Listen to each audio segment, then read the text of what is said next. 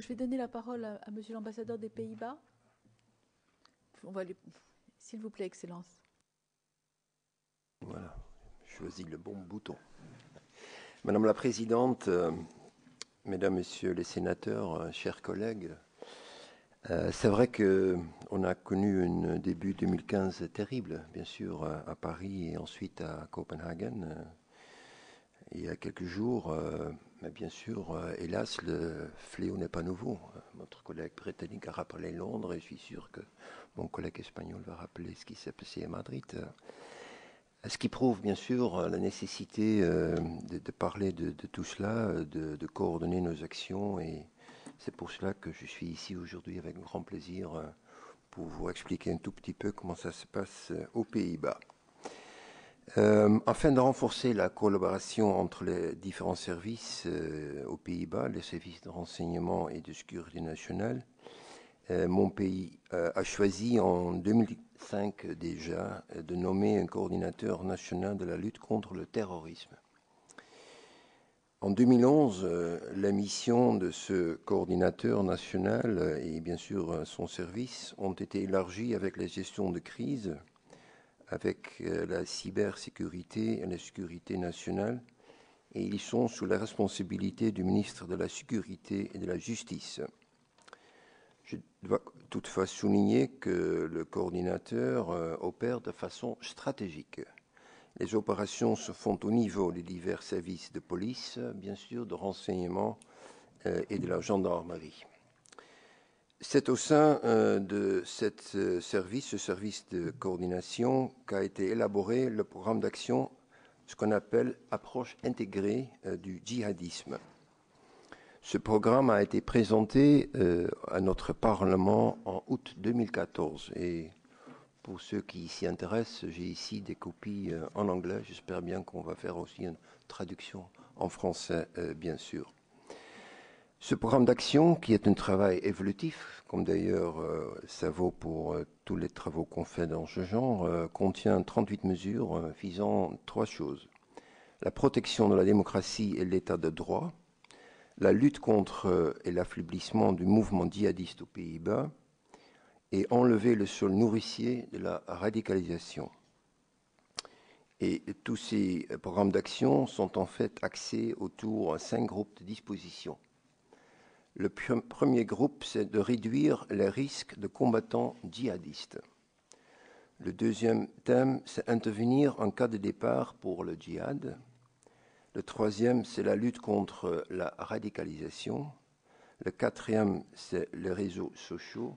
Et le cinquième, c'est l'échange d'informations et de coopération, un point que vous avez souligné vous-même et j'y reviens un peu plus tard dans ma présentation. Alors, le premier point, réduire le risque des combattants djihadistes. Tous les actes terroristes et les préparations aux actes terroristes tombent sous le coup de la loi, comme décrit dans notre code pénal. Une enquête judiciaire est ouverte pour tout combattant djihadiste qui se joint à un groupement terroriste. La participation à une lutte terroriste ou le fait de suivre un entraînement terroriste est punissable. Une trentaine d'enquêtes judiciaires sont actuellement en cours, impliquant aux alentours d'une soixantaine de personnes. Les détenus soupçonnés de ou condamnés pour des actes terroristes sont placés dans des quartiers spécifiques à l'intérieur de la prison, appelés quartiers terroristes. Le code pénal néerlandais offre plusieurs possibilités de placer sous surveillance longue les combattants qui reviennent aux Pays-Bas. Et maintenant, et on a parlé déjà de cela dans la présentation de mon collègue britannique, aussi aux Pays-Bas, le gouvernement est actuellement en train de voir de quelle façon la loi sur la citoyenneté néerlandaise peut être étendue aux possibilités de retirer la citoyenneté néerlandaise dans le cas de délits terroristes. Cela ne vaut que pour les personnes ayant plusieurs nationalités. Il est à mentionner que la plupart des combattants ont à côté de leur nationalité néerlandaise une autre nationalité, souvent nord-européenne. Les combattants n'ayant pas de nationalité d'un pays membre de l'Union européenne seront déclarés non désirables et expulsables. Et il y a aussi les mesures administratives. Les combattants qui rejoignent un réseau djihadiste sont inscrits sur la liste nationale de terrorisme et tous leurs moyens financiers seront gelés, tout service financier sera refusé et tous ceux, aussi la famille et des amis, qui mettent de l'argent à leur disposition sont passables d'une peine. Une cinquantaine de personnes sont touchées par cette mesure actuellement. Deuxième thème, intervention en cas de départ pour le djihad. Lors d'une suspicion d'un départ pour le djihad, une enquête judiciaire est ouverte.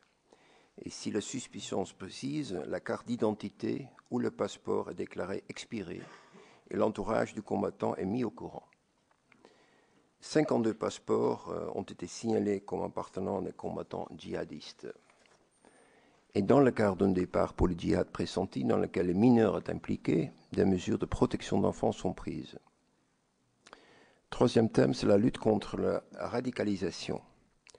La loi pénale néerlandaise ne connaît pas de délit d'apologie du terrorisme, mais par contre l'incitation à la haine en public est inscrite dans le code pénal.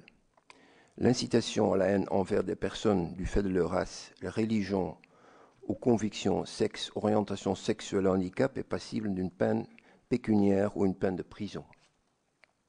Le recrutement des personnes pour le djihad ainsi que l'incitation à la haine et l'appel à la violence dans un cadre extrémiste sont pénalement punissables. Ceux qui facilitent et propagent de la propagande djihadiste seront dérangés dans leurs activités, que ce soit sur Internet ou pas. L'approche est ici aussi bien pénale qu'administrative. Les facilitateurs reconnus seront inscrits sur la liste nationale de terrorisme. Les prêcheurs qui incitent à la haine et à la violence et qui proviennent des pays ayant l'obligation d'obtenir un visa avant d'entrer aux Pays-Bas se verront refuser ce visa. Il existe une coopération étroite avec les mosquées néerlandaises et les imams. La radicalisation dans les prisons. Là, nous avons décidé de placer des personnes soupçonnées ou condamnées pour des actes terroristes dans des quartiers spécifiques, comme je l'ai dit tout à l'heure, les quartiers terroristes. Ces quartiers existent déjà depuis 2005 et ils offrent 13 places dont environ 85% sont occupées pour l'instant.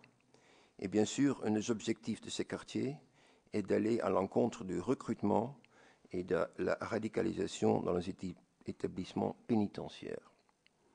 La sélection de détenus se fait sur la base des comptes rendus de la police, du ministère public et du service des établissements judiciaires. Ils sont répartis dans 2 établissements pénitentiaires et sont largement équipés pour éviter toute activité terroriste. Un détenu qui est placé dans le quartier terroriste est soumis à un régime individuel. C'est le directeur de l'établissement qui fixe dans quelle mesure le détenu peut participer à des activités individuelles ou communes. Ce faisant, il évalue sur la base d'une estimation de risque si le détenu peut avoir des contacts avec des co-détenus. Les contacts externes se font de façon restreinte et conformément aux lois en vigueur. Ces contacts externes sont d'ailleurs soumis à des contrôles stricts. En ce moment même, on explore les possibilités si le régime individuel peut avoir une forme encore plus sur mesure, ceci afin d'accompagner mieux le retour de ces détenus dans la société. Maintenant, quelques mots sur la prévention, un des éléments clés dans tout ce qu'on doit faire. Dans le cadre de la prévention, il existe au niveau local, dans les communes, des concertations multidisciplinaires régulières dans lesquelles prennent part les organisations communales et la police locale qui entretiennent de nombreux contacts avec d'une part les représentants formels des différents groupes religieux, de population et d'autre part les leaders informels. Ces contacts permettent de ressentir ce que les populations vivent et constituent un important indicateur quotidien. Un avantage non négligeable de cette approche est qu'il est relativement facile d'obtenir des informations venant de l'intérieur de ces communautés et de plus, elle permet d'exercer une influence certaine de façon indirecte ou directe, par exemple l'arrestation d'un imam qui tient des prêches incitantes à la haine. Le service de notre coordinateur met à disposition, c'est très important, des experts pour les communes qui sont classées prioritaires dans cette problématique. Ces communes reçoivent en plus une subvention pour la mise en place d'un réseau d'instances et de personnes clés, formelles et informelles, évidemment toujours avec l'objectif d'améliorer la signalisation précoce et de rendre la stratégie plus efficace.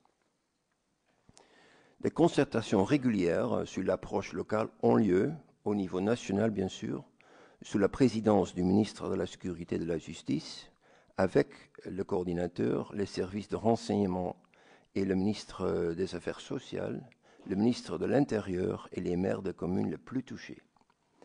Le programme d'action a fait également élargir le nombre d'intervenants dans les établissements scolaires, et ça concerne la formation pour les enseignants et la mise à disposition de programmes éducatifs.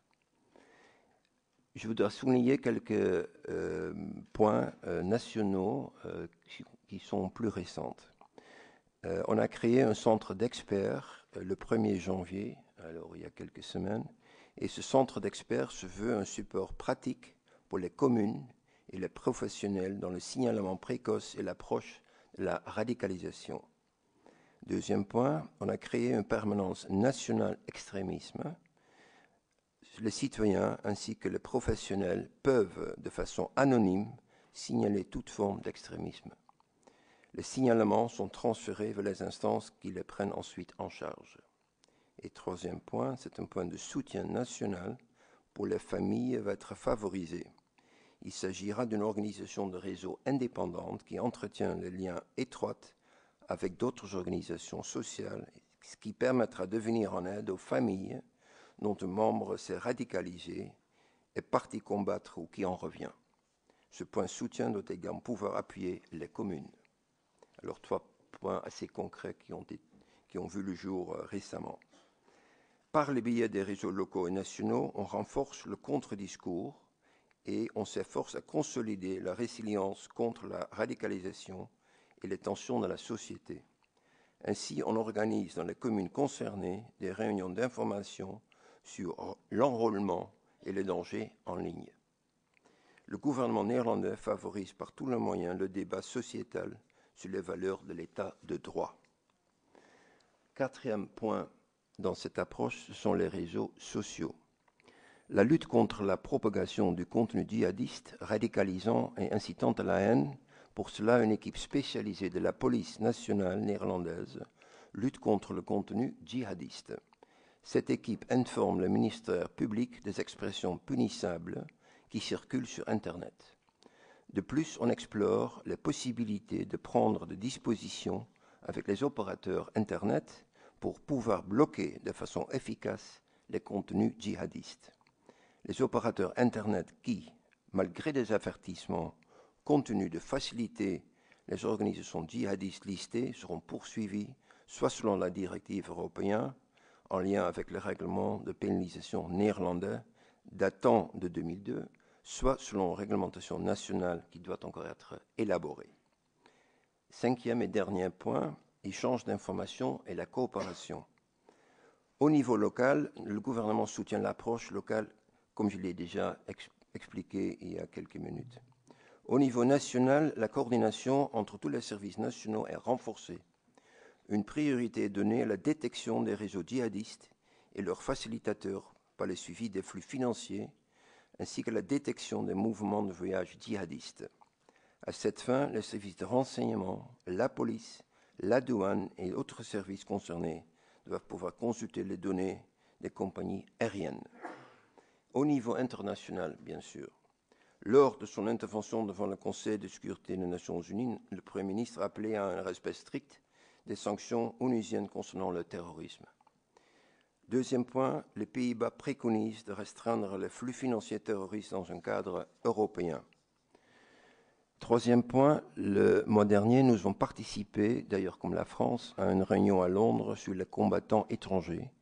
Et nous participons également à la réunion qui aura lieu demain, à partir de demain à Washington. Et finalement, Madame la Présidente, je me permets d'attirer votre attention sur une conférence au niveau ministériel sur le cyber qui aura lieu aux Pays-Bas le 16 et 17 avril. À La Haye, évidemment, le cyber-djihadisme est également à l'ordre du jour. Et ça, évidemment, ce n'est pas étonnant. J'en viens maintenant à la fin de ma présentation. Comme vous l'avez pu constater, nous nous efforcerons, comme beaucoup d'autres pays ici présents, de combattre le djihadisme le plus efficacement possible.